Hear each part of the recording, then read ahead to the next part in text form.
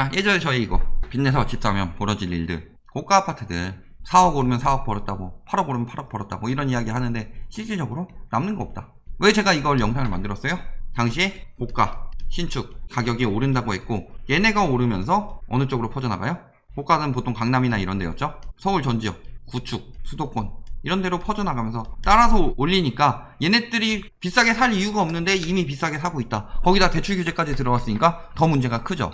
연결고리의 핵심이 된다. 지금 고가 아파트도 비싼 데는 강남은 계속 오른다. 그런 얘기해서 계속 올라봐라. 남는 게 있냐 라고 해서 제가 영상을 냈더니 별 쓰잘데기 없는 트집들이 많았죠. 강남은 댓글 다냐, 내가 사는 거는 그런 지역이 아닌데 강남은 안 떨어진다, 무조건 오른다, 그런 식으로 얘기하니까 강남이 비싼 아파트 위주로 해서 거기가 가치가 있으니까 뭐 그런다는데, 올라봤자 가치도 없다, 투기할 만한 곳이 아니다 라고 얘기하니까 왜 강남 고가 아파트를 잡았니? 오늘은 좀 중저가 아파트 위주로 보는 시간을 갖겠습니다.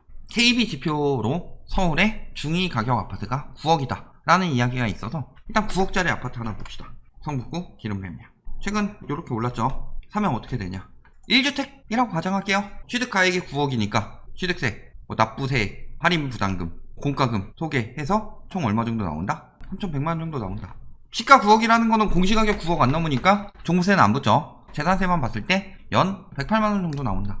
대출 받았다고 칩시다. 30년 원리금 상환으로 40% 받았다고 하면 KB 시대에 따라서 대출이 나오기 때문에 대출 금액은 3억 5,200 정도 나온다. 계산해보면 연이자는 약 827만원. 양도세 비과세 기간이 2년 거주니까 2년 거주 후에 판다고 해서 중도상환수수료 56만원 정도 나온다. 연이자 이거 금리는 뭐 일부러 비싸게 계산한 거 아니냐 해서 금리 비교하는 금융상품 통합 비교 공시 여기 사이트 들어갔을 때 최고 우대되는 이 금리로 계산한 거예요. 그러면은 통합해보면 어떻게 돼요?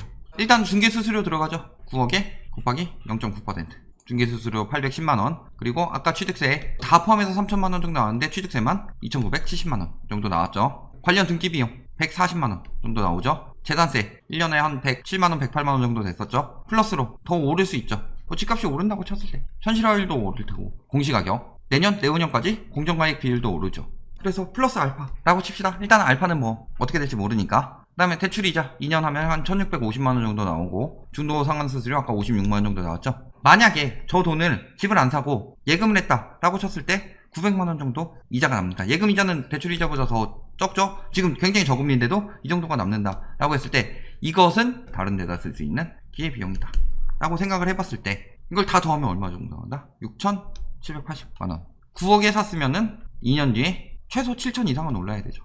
그래야 남는 거다. 9억이 9억 7천이 됐다고 해서 7천만원 번 게 아니죠. 7천만원 오를 것 같은 추세예요.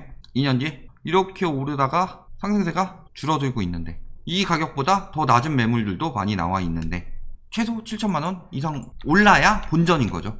부동산이라는 거는 위험성을 동반하기 때문에 예금 이자보다 더 남아야 되니까 8천 정도는 올라줘야지 그래도 조금 벌었다는 거죠. 2년 동안 5억 정도 자기 자본 썼다. 연 4% 나오려면 얼마 정도 되는 거예요? 4%면 2천만원 정도 남아야 되죠. 자, 요거 뭐 1,000만원 정도 떼고 생각하고, 그럼 최소 8천원 올라야지 본전이다. 그런 얘기 있잖아요. 전세 살지 말고 월세 살라. 그때 월세 이상의 수익 내려면 9% 내야 되는데 이거 9% 내려면은 엄청나게 더 올라야 되죠. 빚까지 내가면서 몸택할 상황이냐, 지금 상황이 더 오를 상황이냐, 이런 부분도 봐야 되죠. 조금 더 저렴한 거 가볼까요? 수원에서 한 5억 정도 하는 거 가봅시다. 이렇게 튀다 멈췄죠. 수원 법인거래 완해서 떨어질 가능성이 높죠. 자, 그랬을 때 중개수수료 200 정도 나오죠. 보면은 취득세, 납부세 550 중개로 해가지고 총 등기 한 650 정도 나온다. 가격만 보시면 돼요. 복잡하게 보실 필요 없고. 재산세 50만원 조금 안 나오죠. KB시세 5억이죠. 그래서 40% 대출 2억 받는다고 했을 때 아까 그 최저 금리로 계산해보면 연이자 약 430, 그리고 중도상환수수료 2년 뒤에 판다고 가정했을 때 32만원 조금 안 나온다. 중개수수료 200, 취득세 550, 등기 거의 한 100만원 조금 안 되죠. 재산세 100만원 조금 안 되죠. 대출 상환 이자 860 정도 되고, 중도상환수수료 32만원 정도. 여기까지만 계산해도 한 1,800은 나오죠. 현금 예금시 이자 일단은 제외하고 1,800. 아까 5억에서 3억 자기 자본 투자했죠. 이거 상가 수익률이에요. 한 5% 남는다고 해봅시다. 얼마 정도 돼야 돼요? 1,500. 자, 그러면은 2년 뒤에 최소 3,300 이상은 올라줘야지 뭔가 좀 남는 거죠. 앞에서 이야기했지만 수원의 경우 지금 법인이 많이 들어갔기 때문에 급매물이 쏟아져 나올 수 있다 라고 했었죠. 빚내서 5억 주고 사는 거 지금 해야 될 때예요. 2년 뒤에 최소 3천 정도는 올라야 그나마 그 돈으로 뭐 다른 데 투자한 정도 버는 거다 라는 거죠. 지금 이것도 플러스 알파였는데 여기다가 플러스 알파 크게 들어가는 거죠. 저렇게 사가지고 기회비용까지 생각해 봤을 때 1000만원 떨어지면 3300 손해보는 거예요. 저가 아파트도 기본적으로 들어가는 부대 비용이 있다. 예를 들어 내가 저기 들어가서 거주를 한다. 양도세 뺀다 하더라도 저기 이사 비용 또 한 200 정도 더 추가되죠. 살 때마다 깨지는 돈 있고 만약 올랐으면 팔 때마다 나가는 양도세가 있는데 오른 가격이 그게 다 번 게 아니죠. 지금 뭐 집값이 너무 막 미친 듯이 올라서 저게 작아 보이는데 3천, 아까는 거의 한 6천 됐었죠? 3천, 6천은 보통 1년에서 2년 정도 연봉되는 금액이죠.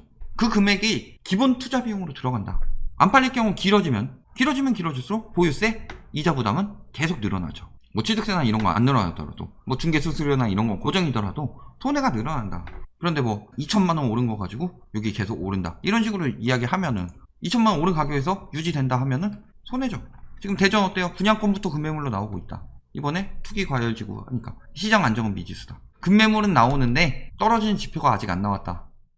710 부동산 대책 나온 지 얼마나 됐다고 지금 벌써부터 떨어지는 지표가 나와요. 시장 안정 미지수다? 거래량 줄였죠? 분양권부터 금매물이죠. 분양권이 금매물이 나왔다는 거는 나중에 신축이 떨어진다는 얘기죠. 그러면 신축이 떨어지면 그쪽으로 퍼진다. 지방 분양권 시장 제로 프리미엄 속출하고 있다. 마이너스 프리미엄도 속출하고 있다. 법인 규제 계속 강화되죠. 법인 취득세 12%. 사지 마라. 중과세 최고세율 다주택의 경우 6%. 양도세 추가세율 인상한다. 당연히 법인 매수 비중 높은 경기도 6.4%죠. 인천 8.2%죠. 특히 청주 12.5%. 이런 데부터 세금 폭탄으로 무너져 내릴 수밖에 없다. 청주 들어가지 말라고 그랬는데 방사능 가속기 그게 무슨 효과가 있다고. 세부담상은 떼고 보면은 이거는 지금 뭐 공시가격 똑같다는 전제 하에서도 계산해 보면은 710 대책으로 이만큼까지 보유세가 올라간다. 법인이 두 채 가지고 있다 1100만원에서 1억 5천이 되고 492만원에서 6450만원이 된다. 법인은 세부담 상한이 안 들어가니까. 이 기사 자체가 6일씩 나왔을 때라서 4%로 계산이 된 거고 그래서 6%까지 계산해서 올려보면 이렇게까지 나오더라. 법인 엄청 많았죠. 경기도, 인천, 서울도 작년 말 늘어났고 올해도 계속 유지하고 있었다. 그렇다면은 법인 아파트 세금 폭탄 나오면서 법인 금매물이 나오면 오르기는 더더욱 힘들어진다 라는 거죠. 수요는 줄어들죠. 일시적 2주택도 기존 집 안 팔리면 취득세가 오른다. 일시적 2주택은 기간 내에 처분하면 1주택인 거고 기간 내에 처분 안 되면 2주택 취급받는 거예요. 일시적 2주택도 뭐 취득세 뭐 다 내냐 뭐 하면서 서민 핍박하는 것처럼 나왔지만 실질적으로 일시적 2주택이 6개월 이내에 집을 팔면은 취득세도 1주택처럼 취급을 해주겠다. 그런데 처분이 안 되면 2주택처럼 취득세를 더 환수하겠다라는 거죠. 그러니까 일시적 2주택을 6개월밖에 안 되니까 예전 같은 경우는 조정대상 지역 2년 할 때 미리 다음 집 사놓고서 얘 시세 차익 올려서 팔아야지. 정체 현상이 일어나죠. 차선 바꾸면은 길 막히는 것처럼 일시적 2주택으로 계속 이렇게 차선 바꿔가면서 뒤에 차들이 오기가 힘들어질 만큼 정체 현상이 나타났고 정책 효과가 나타나는 정체 현상이 나타났었다. 근데 6개월로 줄어봐요. 6개월 내에 확실히 판다는 자신감이 있나요? 안 팔리면 큰일 나죠. 사놓고서 가지고 있다 파는 게 아니라 새 집을 사려면 일단 팔고 그 다음에 사겠다. 이런 추세로 바뀌어가겠죠. 그러면 그만큼의 매물이 더 나올 것이다. 당장. 그런 부분 생각해야 되죠.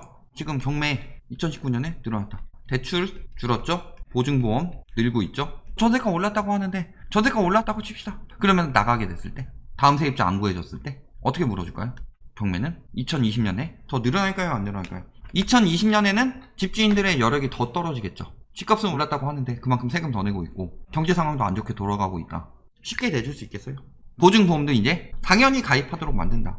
안 돌려주면 예전처럼 정에 호소하고 버팅기는 거 안 되죠. 전세보증보험은 얄짤없이 경매 들어오죠.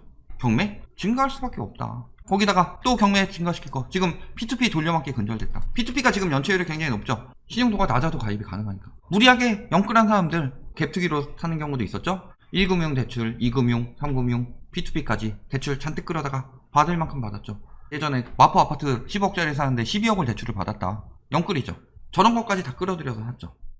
원금을 갚아야 할 시기가 됐어요. 그 전에는 다른 데 P2P에서 또 빌려다가 일단 막아놓고 이자 내면서 유예할 수가 있었는데 지금은 그게 되나? 안 되죠. 대출 만기를 일치시킨다고 하니까. 그럼 돌려막기가 안 된다. 그러면은 원금 상환 시기에 경매 엄청나게 쏟아질 수밖에 없다. 라는 거죠. 회생, 파산, 전문 변호사 찾습니다. 서초동. 지표로 안 나와 있는 거지 기업들 뭐 법정관리 들어갔고 하청업체들도 위탁한 거래 일방적으로 취소되는 등 회생, 파산 문의가 늘었다는 거예요. 변호사들한테 저렇게 문의가 늘었다는 거 서초동 법원도 있잖아요. 저렇게 저쪽까지 가서 지금 개인 회생, 파산에 대한 문의가 늘어나고 있다는 것은 회생이나 파산 직전에 간 사람들이 늘어나고 있을 것이고 그 다음에 나타날 지표는 뭐겠어요? 개인회생, 개인파산 증가. 그 다음에 나타날 지표는 얼마 후 경매 증가. 중앙법원 있어가지고 저 근처에 변호사 사무소 많잖아요. 문의가 늘어나고 있다라는 거는 조만간 회생 파산 증가할 것이고 따라서 경매가 증가할 것이다. 경매가 증가하면 증가할수록 낙찰율, 낙찰가율 떨어질 수밖에 없죠. 경매가 막 이렇게 나오고 있는데도 집값이 계속 오른다고 할까요? 리먼 때 미국도 안 된다는 거 알고 있죠. 거기다가 은행도 지금 부동산 경매 내놔서 현금화하고 있다. 현금 확보해야 되니까. 집값이 오를 수 있을까요? 결론, 법인, 매물 늘어나고 파산, 회생 늘어날 것이다. 나중에 경매도 많이 나올 수 있죠. 보증보험 때문에. 보증보험에서 안 갚으면 경매 얄짤없이 들어갈 것이니까. 그래도 집값은 오를까요? 보유세도 늘어났는데 만약 오른다고 치더라도 한계가 있겠죠. 찔끔 오르겠죠. 찔끔 오르면 손해다. 오른다 하면서 뭐 1000만원 오르면 1000만원 번 거, 500만원 오르면 500만원 번 거 하면서 수익률 엄청나다 이런 식으로 이야기하고 있지만 부대 비용이 몇 천씩 들어가기 때문이죠. 내가 집 사서 돈을 벌겠다. 세금 많이 내시는 애국자 되시고 산 사람이 버는 게 아니라 은행이 벌고 중개사가 벌고 정부의 세금으로 많이 내면서 애국자는 되는데 나한테 남는 건 없을 것이다. 오히려 손해볼 가능성이 훨씬 더 커지고 있다 라는 점 기억하시기 바랍니다.